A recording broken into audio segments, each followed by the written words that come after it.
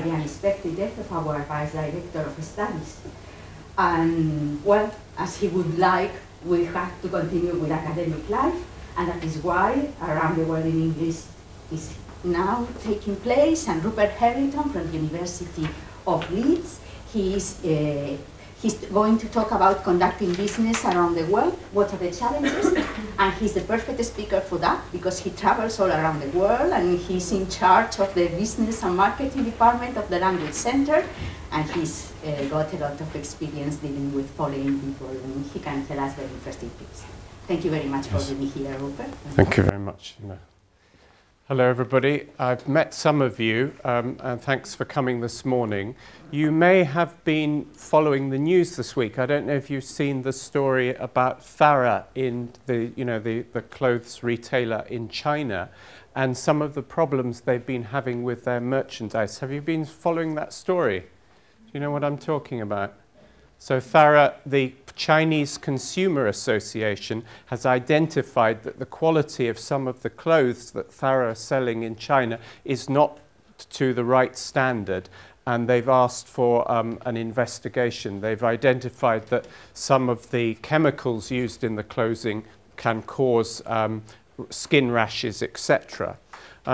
And that, I think, by way of introduction, is an example of some of the problems that even big companies like Zara can have. You know, if you go to any large city now, internationally, you will find shops like that.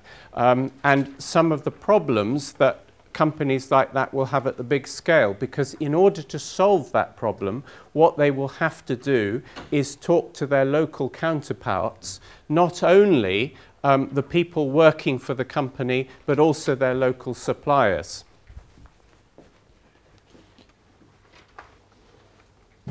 I was recently in Moscow and took this picture of mango, which you'll be familiar with.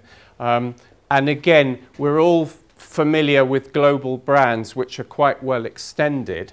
And one of the things I'd like you to think about this morning is to what extent are those particular brands accepted by people? Is the acceptance the same everywhere? Just the fact that you can go to Moscow now and buy clothes from Mango, does that have the same type of association as you hear, for example, in Madrid going to Mango? Is it the same level, same status? And one of the things you'll know is that some large companies, what they do is that they advertise their products, they sell them in a very similar way, so that when you go into, for example, a Mango shop, it will look the same as it does maybe here in Madrid, in Barcelona, or wherever. Whereas other companies have tried a different strategy, and you'll probably be familiar with the McDonald's. Yes? And I thought that was quite interesting because I hadn't noticed that seeing McDonald's written in another script.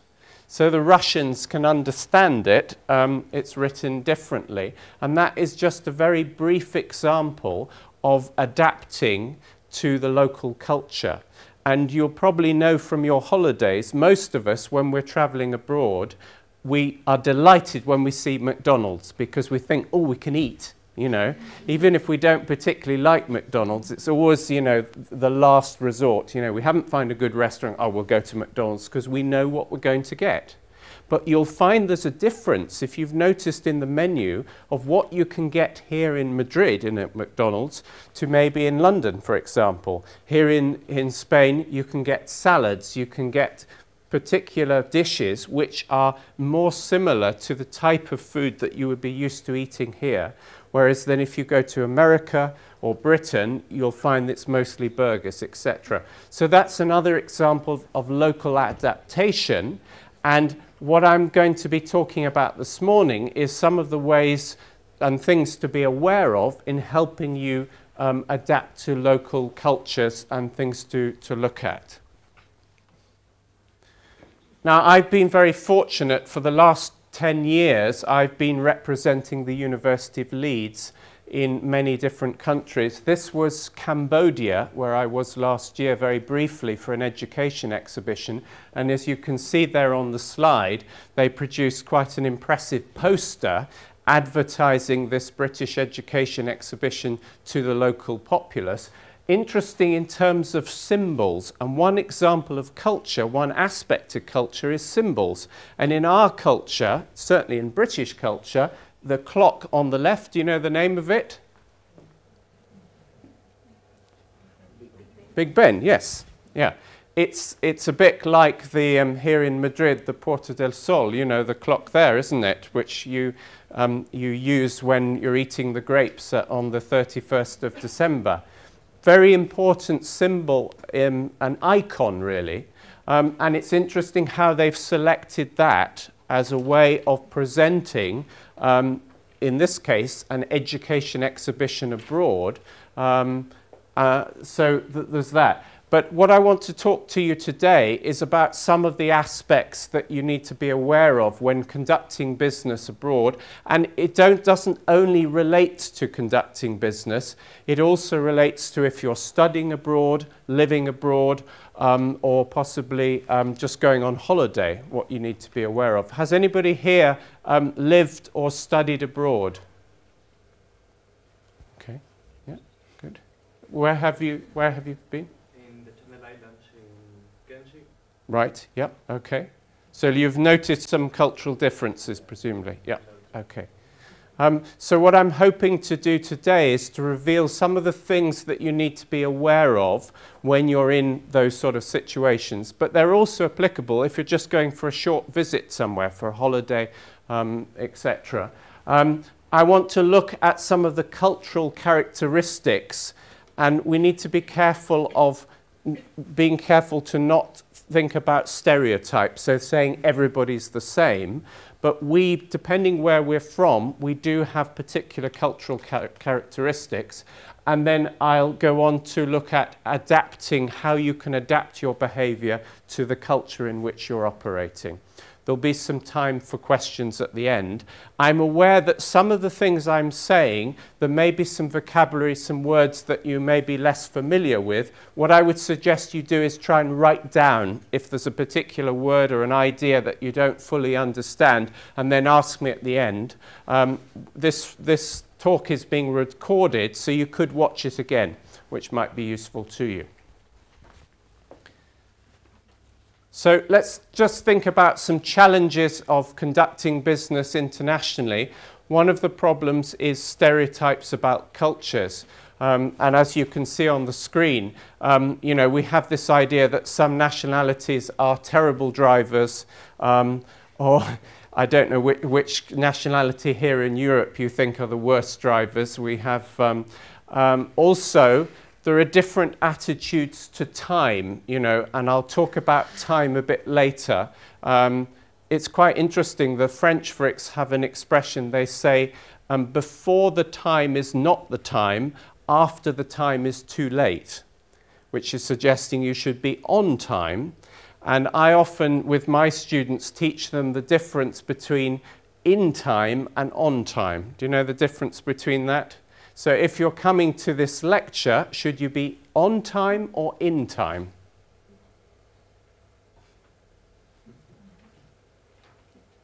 Probably a good idea to be in time, so a few minutes before it starts. So stereotypes are really to be avoided, and that leads me on to the second point there, which is that you are dealing or going to be dealing with individuals. You know, people think, oh, he's an Englishman. He has his tea at 6 o'clock in the afternoon. He likes to go to the pub and drink 5 pints. He likes football, etc. That may be your stereotype view of an Englishman. Is it true? So it's partly getting to know who you're dealing with, and then you'll realize that obviously there are some standards, but everybody is slightly different from that standard. Another point to be aware of is that before you travel, I think it's a very good idea to do some research. I mean, most of us, before we go on holiday, we buy a guidebook, and in the guidebook there's a lot of what's called factual knowledge. So, you know, what time are the shops open? When do people tend to have their meals? All of that is invaluable. But if you are to work successfully with people on a long-term basis from other cultures or interact with them here, it's important to build up interpretive knowledge. And this is understanding the very subtle differences between how cultures interact. So, for example, the attitude to time, which I'll talk about in a minute, varies enormously from one place to another. And by spending some time in a particular place, you can understand how people view that and what they think is important or not. And then the final thing is language.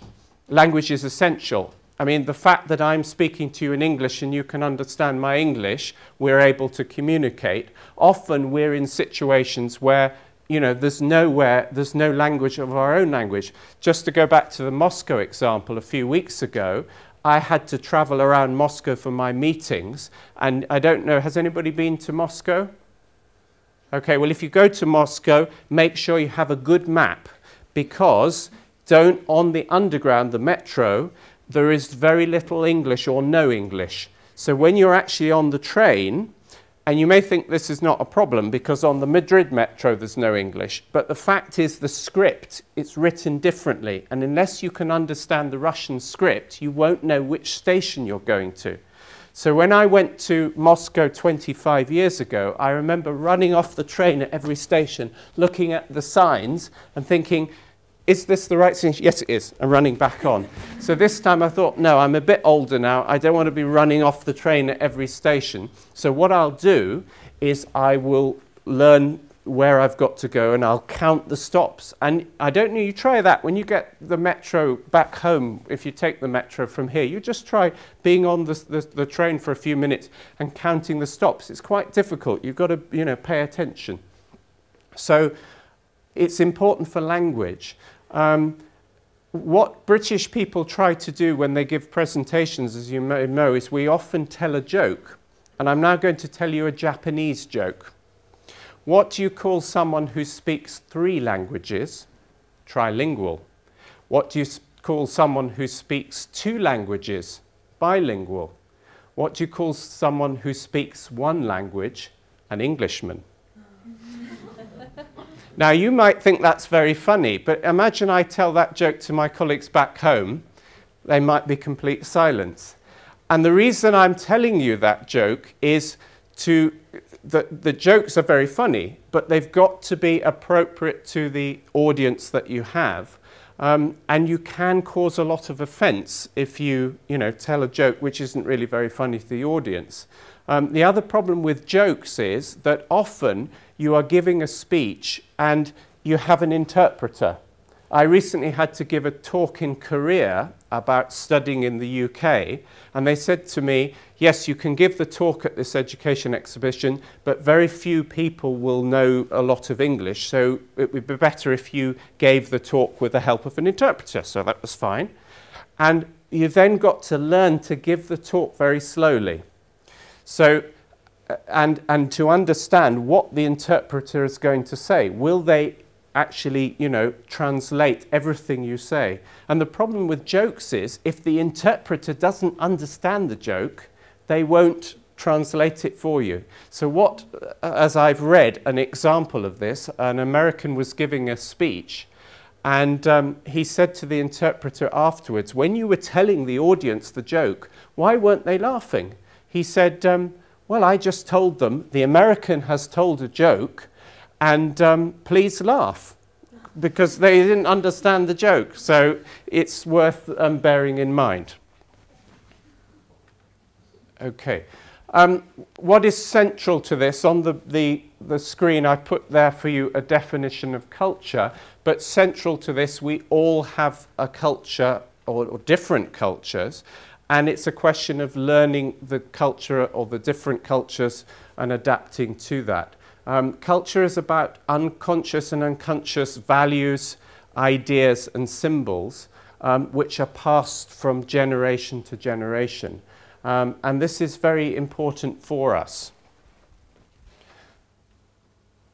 What are the elements of culture? So you have material culture, which is to do with technology. If you imagine that you're flying in a plane and you get in a parachute and you jump down into, a middle of nowhere, a tropical forest, for example, and you've come across a community who are, a local community there.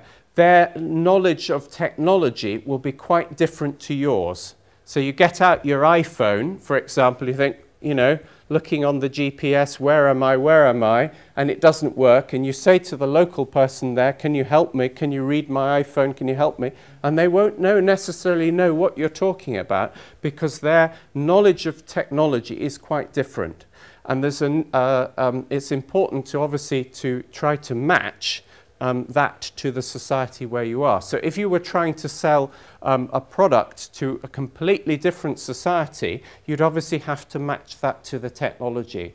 Also related to material culture is economics, so what we do with money, how we spend it, how we earn it, and how we show our money. So those two factors.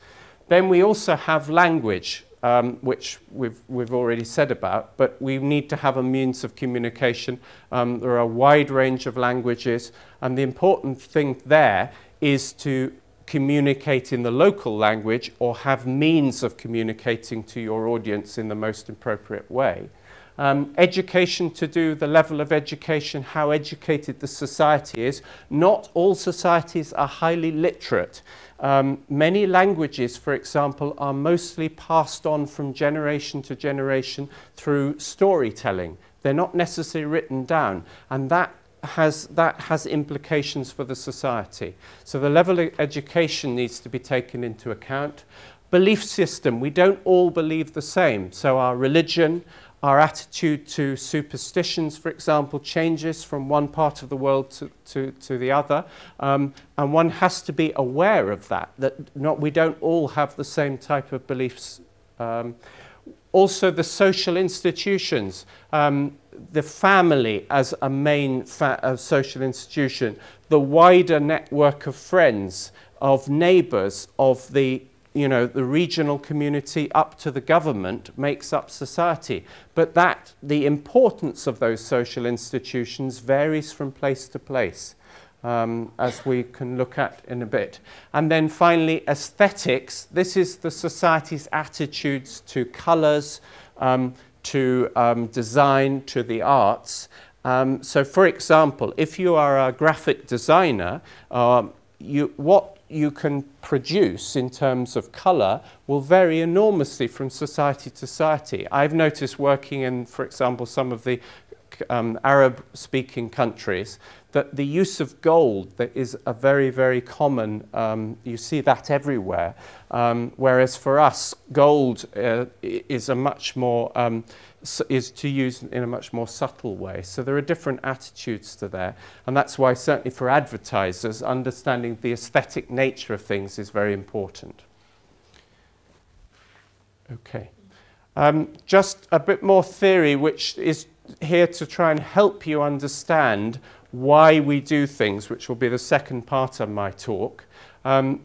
This researcher Hofstede did a very interesting survey in the early 90s of members of staff of the company IBM who have offices in 60 countries worldwide, and this particular study has become accepted as some groundbreaking work. What he was identifying was 4 dimensions of culture, which are illustrated by each nationality.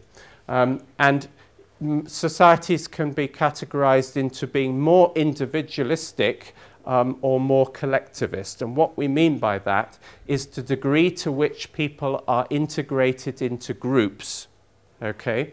And how much individual achievement or initiative is valued or not.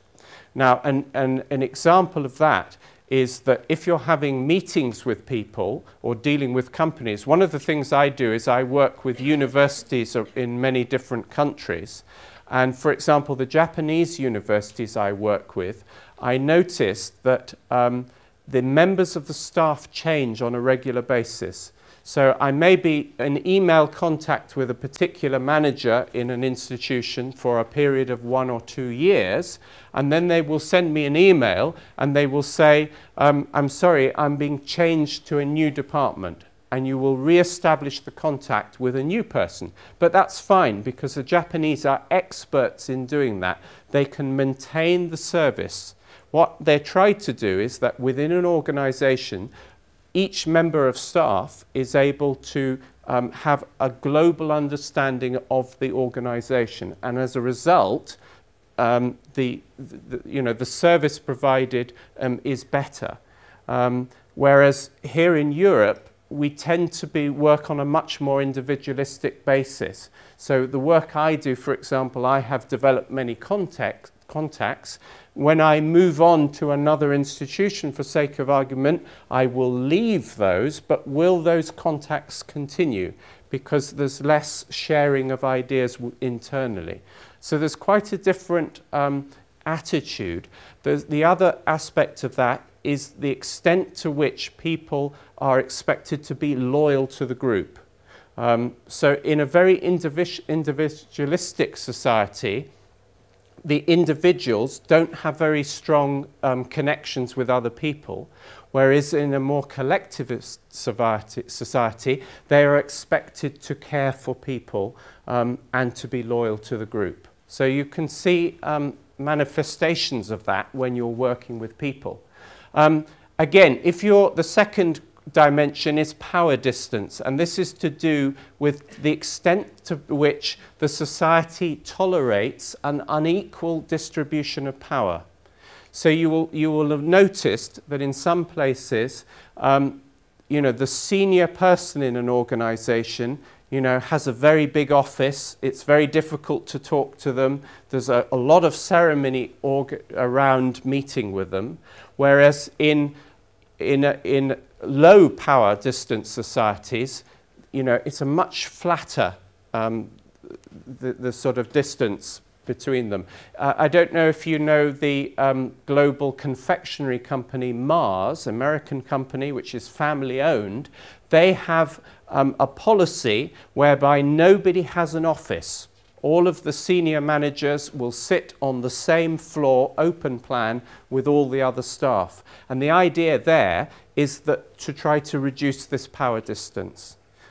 So I've noticed that in some countries I've been working in, when you go for a meeting, you will have to go through a much more formal procedure to meet the senior officials in the organization, and they will only want to meet a senior person, especially if they want to do business with you.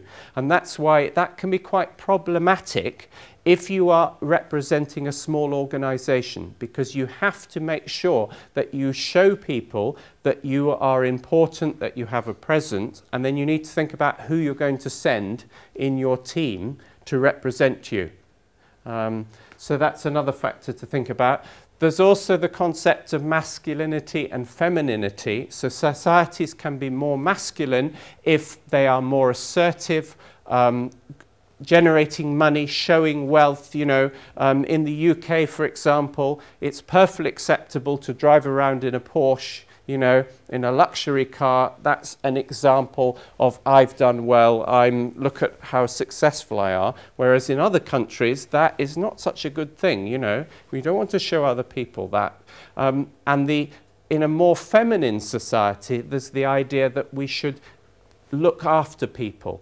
If you look at the care for people in a better way, if you look at some of the Scandinavian countries, there you have a very strong social network, the welfare state that provides care for people, because this idea that each person looking after themselves is not so good. And then finally, something I've come across a lot is this attitude towards ambiguity and uncertain situations, which is called uncertainty avoidance. And again, you can see a huge difference between different nationalities on that. let's just very quickly have a look at some examples of that. You'll probably be interested to see how Spain, according to Hofstede's study, is rated on this. So, for example, you can see that in terms of power distance, it's sort of in the middle. It is neither high power distance or low, but if you compare that to the UK, for example, or Denmark, we don't tolerate an unequal power distance. You know, for us, you'll find that in meetings in those countries can be fairly informal, because, you know, we try to make it as much as possible. People are of a similar level. Some of my students find it very difficult when they come to study with us in the university, that they can speak to the most famous professor, catedrático, and they can use his or her first name. And they find that very, very difficult to understand. I say to my students, call me Rupert. And from some of the students from some countries, especially in the Gulf region of the world, always call me Mr. Rupert. They can't get into their head that they can still show me respect, but just call me by my first name. So that would be an example of power distance. Have a look at uncertainty avoidance. Quite interesting, according to his study here in Spain, 86. So there's quite a high degree of you know, the sort of lack of tolerance of uncertainty, which is similar to Japan. And what I've found in working, for example, with Japanese people, is that it's very important to give all of the information about our courses in advance. With some nationalities, you can say, this is what we're going to do, this is what we offer, this is where we are, we'll look forward to seeing you. We give, you know, the pre-arrival instructions, but we don't have to give every exact detail, you know, whereas in societies where there is a high degree or a low degree of tolerance of uncertainty, what you're trying to do there is give the information in advance. Individualism, again, you can see a huge difference. Denmark, the UK, very individualistic societies, whereas, you know, a country like the USA, according to that, that's interesting as well. Whereas look at Portugal. According to that, Portugal is much more group-orientated. So is Italy, for example, because there are stronger social institutions, stronger networks there. And then finally, masculinity. So Japan, interesting there, it's quite acceptable to be assertive and to show, you know, your wealth, for example. So I'll leave that for you to look at again if you watch the recording, but there's quite a lot of interesting things there. Okay, very briefly, language. Just put on the slide there an example of, in Bangkok, I took that picture, which I thought was some inappropriate language. Nice and fresh plastic surgery. I don't know that I would call that the thing. Yes. You have to be very careful with how you describe language. And again, if we think of the advertising world, you know, saying, you know, rolling out a global advert internationally can cause huge problems in the way that it's used. I've given you very briefly the example of interpretation. If you're speaking in a meeting via an interpreter, make sure that what you say is very clear, and that you speak slowly enough or speak with pauses. The best thing is to speak and then have a break so that the interpreter can give their version in the local language and then you can carry on. But quite a lot of misunderstandings in meetings are caused because of problems with interpretation. Again, if you are speaking in Spanish, for example, to people, you know, in an international meeting, make sure you try to avoid too much idiomatic or colloquial language that people won't easily translate. As you know, the difference between, you know, Spanish spoken here in Spain to in other parts of the world, there are differences, the same with English, and that can cause lots of problems in meetings if you do that. Okay, so for example, the oil company Exxon, which brands itself as Esso in some parts of the world, had this famous slogan, "Put a tiger in your tank." I think this was quite interesting because in different countries, the idea of tank was dosed. So in Germany and in Holland, the sense of tank where you store the fuel in the car was maintained, whereas in Italy and France it was the motor, the engine. There was a slight difference in meaning there. And also another thing to consider is that for those of us here in Europe where we don't have tigers, tigers for us are a very strong, interesting beast. But in some parts of the world they're terrifying because they kill people. And do you really want to say that your product might kill you, indirectly? So there is also a subconscious message which needs to be thought about with this type of thing. Similarly, CocaCola, that when it was originally introduced into China, the way it was written in Chinese characters came across as meaning female horse stuffed with wax, and that had to be written to mean happiness in the mouse, which was much more positive. And similarly, the Japanese company Motorola in Cantonese was the way it was pronounced was nothing to take. Do you really want your product to mean have a negative connotations? I always remember the General Motors car, the Opel. They in the UK launched a car called the Nova, which here in Spain would mean the Nova. Would you want to drive a car that doesn't go? And that's why they changed it to the Corsa for continental Europe, because you don't want to drive a car that doesn't go. Okay, so in that part of the talk, what I've tried to do is just to raise a little bit of the theory around culture and some of the differences between different cultures and the nationalities you might be working with. And what I want to do in the second part of this talk is to look at some practical things of doing business or interacting.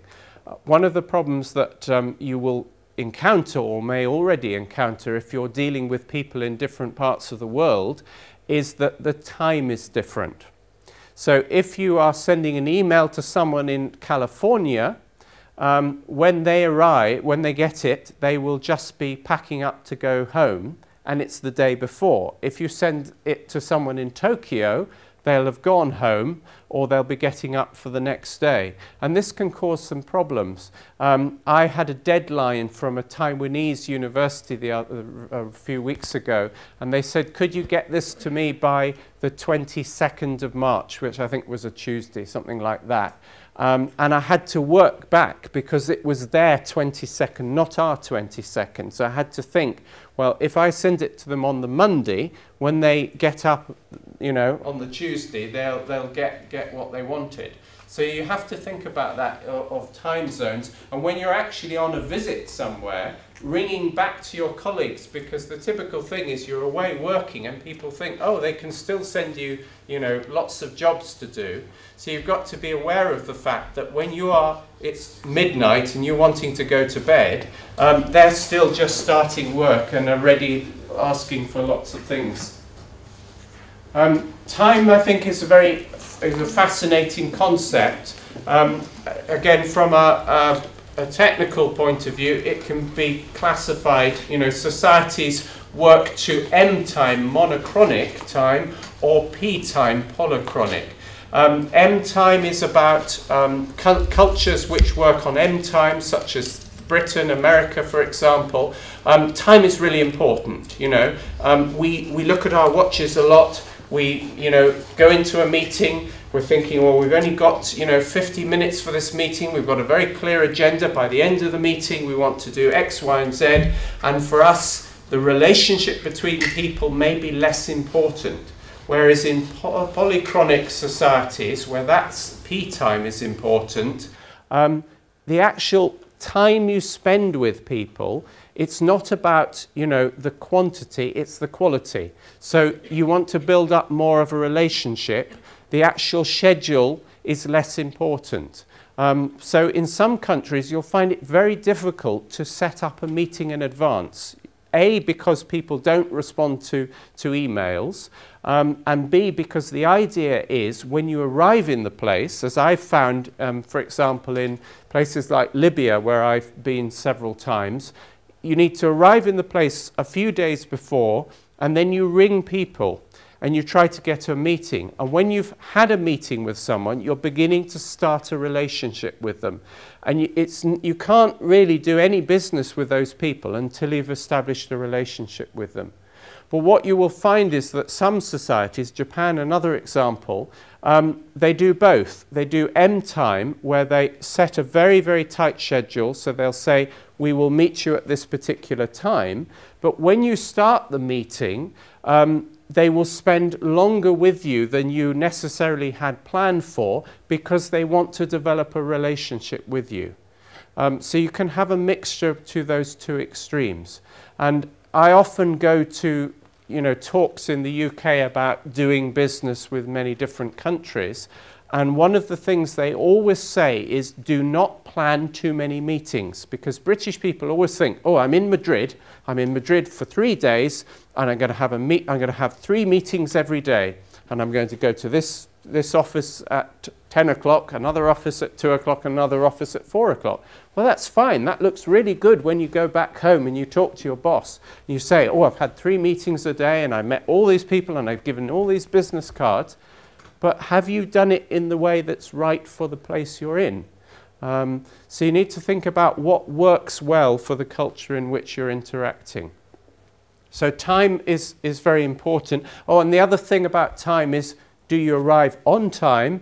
You mustn't be late. In some societies, you must never be late. Whereas in other places, you can turn up a bit later and it's not a problem. Okay. What I'm now going to tell you about is some things to be aware of, and there are 3 categories here. One is a cultural imperative. This is something you have to do. So if you are a female, a woman, and you are in the Arab and Islamic country, but most of the Arab world, you must cover your head. That is something you have to do. There's no arguments about it. Sorry, you just got to do it. If you are working in places like Japan, you have to exchange a business card, otherwise people think this is very strange. Those are things you cannot avoid, and that's why, as I said at the beginning, factual knowledge is very important. Doing some preparation, finding out about the society, because I've travelled with colleagues in the past and other representatives from other institutions, and I've noticed that people have not been prepared. They haven't had a business card, they haven't learnt, how to dress, etc. And that can cause some problems for you. Secondly, there's what's called a diaphora, which are customs which are appreciated if you join in with, but you don't have to do. So, for example, the Japanese people bow to each other, but you don't have to do that. But if you give a little bow, nobody's going to say, oh, he's giving a bow. There's no problem with that. Eating with chopsticks. When I've been in China or in Taiwan, for example, people have said, can we get you a knife and fork? And I've said, no, I'm okay with chopsticks. I'm not very good with chopsticks, but it's appreciated if you have a go. The only thing is, if you're using something like chopsticks, there are 2 rules you must never do. You must never try to, spear the food. I can't get this piece of meat off the plate. That is very, very rude. And you also must not point with them. You must eat with your food and then you put them down. And there's normally quite a nice rest, a sort of support for the chopsticks. So it's just a question of being a bit less enthusiastic as you would be in the Chinese restaurant in the Plaza Mayor, wherever it is. Okay. And then finally, there are what are called exclusives. So this is behaviour. Just don't go there. Things you do not deal with. Until you know someone very, very well, don't talk to them about the political situation. You may find, as I have, working in countries where, their attitude to things is not the same as your own attitude, but you don't mention it. And this is where you can have problems. So as I've listed there, you know, don't talk about religion explicitly, politics, the treatment of women, the treatment of ethnic minorities, things like that, because that's really a taboo subject. Obviously, you can talk about those things in private with the people you're dealing with, when you've got to know them, maybe in a social situation, and if they raise the topic. But if you do that in a business meeting, could be problems. Okay. So what we're going to think about is a little bit of culture. Could I have a volunteer just to help me illustrate this? Would anybody like to be a volunteer?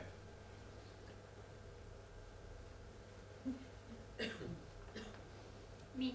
Yep, that's great. Thank you. Okay. So what I wanted to just demonstrate to you is the Japanese art of exchanging business cards, which is called meishi. Okay? And I want to compare to try to give you an example of how Westerners tend to do it. British people, for example, will take compared to the Japanese. So we'll do the Western exchanging of business cards, okay? So all I'd like you to do is just take the business card, okay? And I'm a British businessman and I've come to Madrid and I've come to meet you, okay? And just watch how I do it. So hello, good afternoon. I'm Rupert Herington. Nice to meet you. Thank you. That's my card. Thank you. Oh, thanks very much. Thank you very much. Okay. Yeah, it's a nice day here, isn't it? Have you had a good trip here?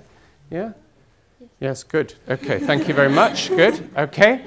And now we'll do the Japanese situation. Okay, so you've got your card. Okay. So, Herington Rupert des. Dozo yoroshiku.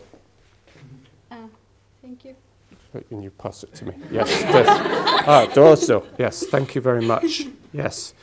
So I see, yes, I see you are the director of this faculty. Yes, that's very interesting. Thank you very much. Well, would you like to have a seat here?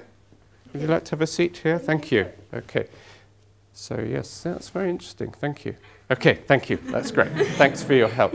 Okay, so what I've tried to illustrate there is the difference in the etiquette with a business card. I went to a meeting in Harrogate, which is the local town to where I work, and we had a seminar about networking, making, you know, interactions with people. And one of the things that our presenter said was, he said, always remember to have a business card. And he said, how many of you have forgotten your business card? And we all put up our hands. And here we're all local business people trying to make connections, saying, oh, I've got some, I'm a lawyer. Would you like to use me? You know, can we do some business? And none of us had brought our business cards. So here in Europe, this is not a very important thing, but in other cultures, especially in Japan, this is really important. And one of the reasons is that this identifies you. I think this is really useful because if you have a good business card, for a start, it helps you learn people's names, but also it's a way of initially establishing a relationship with someone.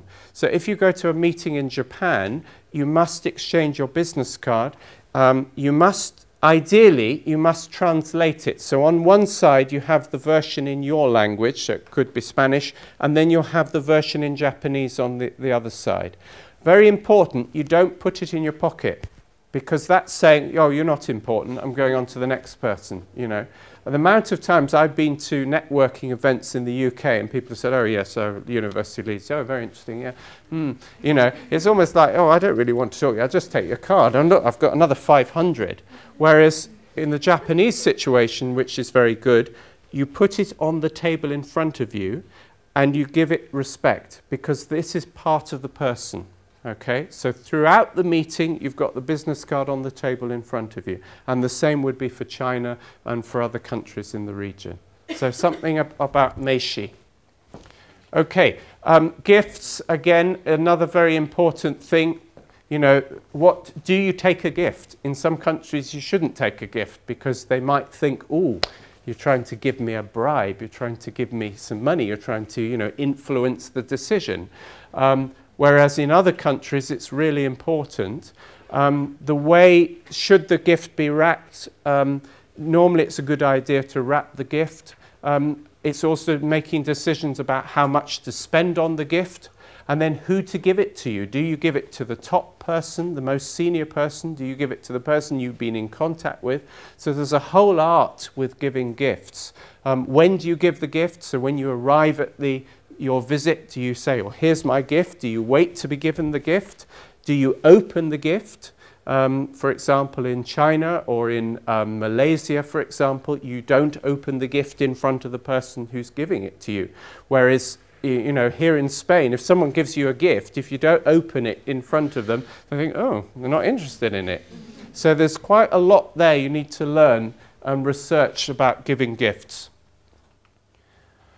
Colours as well. You know, the colour of the packaging is important, and there are cultural differences in colours. So, for example, white in China and Japan, for example, is a colour that's used for mourning when somebody's passed away, for example, whereas it's a very neutral colour here in Europe on the whole. Yellow, for example, has different meanings. In the Arab world, again, it's used in terms of mourning, or it could mean courage, for example, in Japan. So there's a whole thing, lots we can say about colour. But I think one of the things I've noticed is dealing with people is the importance of relationships. And again, if you are dealing with people from parts of Asia and the Arab world, for example, you have this concept which is called face. And this is a concept that we don't have to some extent here in Europe, which is the idea of preserving somebody's dignity and social status in society. Now, I'll give you a simple example of that. What's important is to try for that person to always to maintain their confidence, their dignity in public. So you never do anything which will show that person to be, you know, have done anything wrong. One of the things I notice with my students is they sometimes come to me and they say, one of my teachers has told me that I got a low mark, you know, in the middle of the class. Or they've given out, you know, our assignments in the class and, you know, I didn't get a very good mark and I didn't like that. Because that relates to the concept of face, that they want to maintain their dignity throughout. So what you have to bear in mind is, if you are telling somebody, you know, I'm afraid you didn't get the mark you should have done, you don't put on a list. I remember when I was at school, we used to have lists, and it was always Herington. Oh, God, Herington, you know, right down here for some subjects. And that's not good. So it's good to give people the information anonymously or give it to them in person, you know, invite them to come to have a meeting, because that way the rest of the group doesn't know. Because in a collectivist society, the group is very important, and you, as part of the group, have got to maintain your social status. So you mustn't do anything to affect that, and you mustn't show your neighbour, your friend, your family member that there's any change to that status. So you will find, I was, for example, staying in a hotel in Japan, and they gave me a meal that I wasn't very happy with, and I complained because, you know, that's what we do here. And the manager said, he didn't say sorry, but he gave me an alternative plate of food. The reason he didn't say sorry was he was trying to maintain face. And there are different ways of doing these things. Also, that you need to be prepared for the fact that if you're working in China or in Japan, there is this concept of developing a special relationship. So in China, it's called guanxi. And the idea here is that you develop a long-term relationship, which is to build up trust and loyalty to another individual. And it's built on reciprocity. So I'll do something for you and you'll do something for me. And you build that up over many years, and you'll find that many Chinese businesses are built up on this concept of guanxi. There are no formal contracts, there's no paperwork exchange. It's based on this personal relationship that's been built up over many years or possibly even generations. generations. And it's very difficult for us as outsiders to connect with that. And we have to try to do that in some way, because without that, the business relationships can't happen. And what you'll find is that Western companies will go to do business with a Chinese company, and they will expect everything to be done by a contract, a written, Western style contract. But that's quite different from the way that the local people do business. The way they do business is they establish a strong relationship with that person, so they know they've got trust and loyalty, and therefore they don't need to have any paperwork. And that's where you see a mismatch. That's where there can be problems. Okay, obviously there's a lot in the literature about doing business and in meetings, negotiating. So as I started at the beginning of this presentation about Thara and the problems that Thara are having in China at the moment, for example, they will have to have meetings locally to try to resolve the problem. One of the things you've got to be prepared for, the fact is you can't go into meetings and say, you did it wrongly, you didn't keep to the contract, you didn't supply us on time, because that is, again, it's going to cause problems for the local people, depending on where you are. So many Western business people, and Americans, for example, are criticized, in parts of Asia, for example, of being too direct, too assertive, and publicly criticizing, and getting emotional. So what I've done there is just listed some of the concepts you need to be aware of, how you handle conflict, formality in meetings, the goal of the meeting, and how you show emotion. Okay, so what I'd like to do is to just conclude by saying that there's a huge amount of diversity culturally worldwide, that we have a wide range of different values and norms of behavior. What for us is just obvious could be quite different from your counterpart.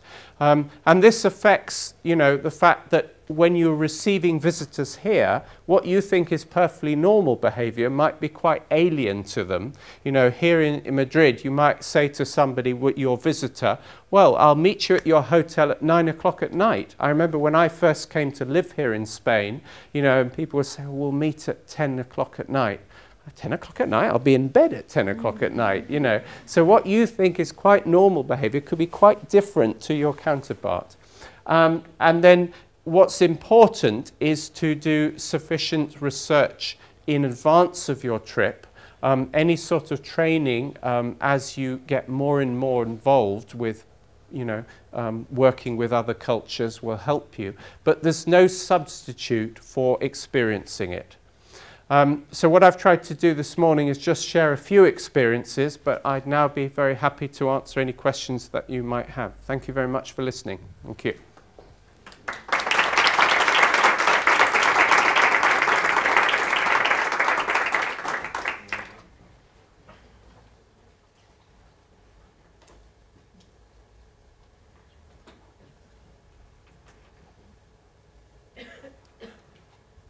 Yes. Yeah, hello. Have you found so many differences between European countries? Yes, I think there are differences. I mean, for example, in the attitude to time, if you take here in Spain or in Italy, there's a big difference between the attitude to time. It's more of a P-time orientation to in Northern Europe, and you can see that, tourists here, the typical British tourist or another nationality, if you go to the coastal resorts, they're in the restaurants much earlier, their whole schedule of the day is quite different. So I think so, yeah. Yeah, I have a question, and it has to do with names as signs of identity. Yes. I personally, as a teacher, try to learn the names and how to pronounce the names yes. of my foreign students. I have two examples. This year I had a girl whose name was Angelica. Well, yes. She said, my name is Angelica. And I said, yeah. Is it Angelica? Because she comes from Poland. Right. So she said, no, really, my name is Angelica. And so I kept calling her all the time Angelica. Yes. But I mean, most of the students here, or even teachers, they just can't be bothered about the differences in pronunciation. And I think it is a mark of respect when you are dealing with foreign people to try and learn how to pronounce their first names properly. Yeah. And another case is I have a student whose name is Thomas, Yes. and everyone calls him Thomas. Yes. But when I lived and worked in England, my name is Pilar, and from the start everyone called me Pilar. Yes. Yeah. So in a way your identity is not the same, No, because that's you're right. not Pilar, you're Yes. Pilar. Yeah, that's right. So they associate something which is unfamiliar to them with something which is meaningful, like Pilar. Yeah. So I think even if I accepted that my name was Pilar, I was not happy at all. No, no. So I think that when the students, if they are going to travel abroad, I think they should try and sort of put emphasis on their names being pronounced properly, because it gives them some form of identity. Yes, that's true. Yes, and I think you raise the whole area of your own identity and how you establish your identity in the culture in which you're operating. And names is the first point, isn't it? It's training the people you're talking to be able to pronounce your name appropriately is one of the things. And again, if you have a business card now or in the future, it's important to think about if you translate your job title to the local language, is there an equivalent? My official job title, although I have lots of different roles, is Senior Teaching Fellow, and that doesn't really exist anywhere else. So, you know, people are sort of turning the card around and going, what on earth is this? So it's probably not a good idea to translate that into the local language. It's better to try and find an equivalent. So if you're a manager, you know, I often get business cards from people and it says manager, and I think, you know, are you a manager? I don't think you're a manager, but I'll accept you're a manager, because we can easily understand that a manager is a manager worldwide, you know. So, yeah. Okay.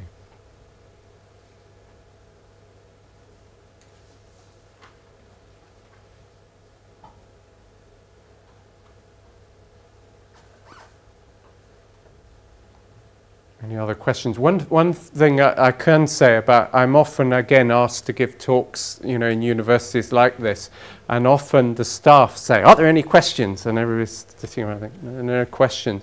And one thing you will notice is the attitude to silence changes enormously from culture to culture. And this is particularly important in meetings. One of the problems that we can have is if you're in a meeting, you know, or you're just with people, you know, because often you're accompanying people to another meeting, and the culture I'm from, the expectation is always to fill in the gap. And I would imagine here in Spain the same. It's always to say something, because if you're with people, you talk, you know. This is the culture that we have. Whereas that's not the true worldwide. If you take, for example, in Japan, silence is a value, is really important. And we as Westerners don't often understand the value of silence, and there's no problem with silence. If people go completely silent in a meeting, it doesn't mean to say they're upset or they're bored or they want, you know, you not to be there. They need thinking time, or they're just enjoying the fact that, you know, things are going well.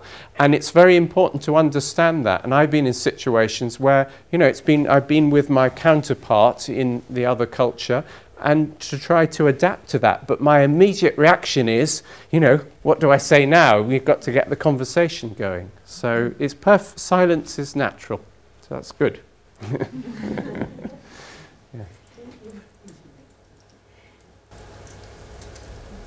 This is a little bit about research. Some researchers, including cultural competence, include things or factors such as being flexible, showing respect for our cultures, and learning to ask for clarification in different cultures. How much importance do you attach to that? To those factors, No, the last one. Yes, well, I would always ask for clarification. I would never make any assumptions, even if you think you're experienced. You know, you can always be, as we say, caught out. You can always have a surprise. So if you are in a place and you're not really very sure, I always find the most difficult things are when it's partly the social thing. You know, people say, we'll take you for a meal. And if you haven't really spent a lot of time in that culture, you don't necessarily know how to react, really. You know, whether you should... you know, it's the old thing of etiquette, even in our own culture. Do you use the fork on the left or which knife and all of those things? So it's always a good idea to ask, yes, definitely. But different cultures have different approaches. Of course, yes. Asking for clarification. So should you learn all these? I think I would say that then that becomes the second category. I think the level to which you take that, it's not necessarily to follow it to that depth, you know. It's possible, you know, always to ask, but yeah. But some cultures do not admit, so like very specific. So directly, yeah. I think it depends on the situation, really. Yeah, I haven't had any problems by asking directly for things, you know. I think, though, it's a good idea to tell people things in advance. I always appreciate if people say, you know, as part of your visit, we're going to invite you to a meal, and they say, do you have any dietary requirements? And now I try to do the same thing when people come to visit us in Leeds, to ask them, do you have any dietary requirements? Because that takes away the avoidance that, I'm sorry, I don't eat any products which have lactose in them, or I don't eat meat, or, you know, I don't drink alcohol, or all of those sorts of things. Yeah. You told us about when you arrived in Spain that you noticed that we were very late at night. Yes. Did you notice any other aspects of Spanish life compared to British life, and are they still the same, or have it? Yeah, well, I think the time scale, the whole attitude to time and the working day here in Spain is quite different. Although people start in offices very early in the morning here, 8 o'clock, 8:30, people are still working at 9 o'clock at night, you know. Whereas in Britain, the normal schedule is get to the office for 8:30, 9 o'clock, and you're out at 5 o'clock. Very few people in offices are working after 5 o'clock. So there's a big difference there. Also, the culture of strolling, un paseo, you know, walking along with your friends. Because you have a nice climate here, you don't have our changeable weather. We don't have that. So you'll find in the winter time, our towns and cities are quite deserted because it's cold. And in Northern Europe, if you go to any of the Scandinavian countries, it's the same. People tend to spend time in their homes, more time in their homes. So all of that, the influence of the family is much stronger here. People's social networks are principally their family and a group of friends. You talk about your panda de amigos, for example. Again, young people in Britain don't necessarily have quite the same social network in that sense, and they don't necessarily have such a long connection, you know, which you build up when you're in your teens and you have throughout your life. So all of those things, there's a lot of differences, yeah. But I don't think that has changed, no. Yeah. That's good.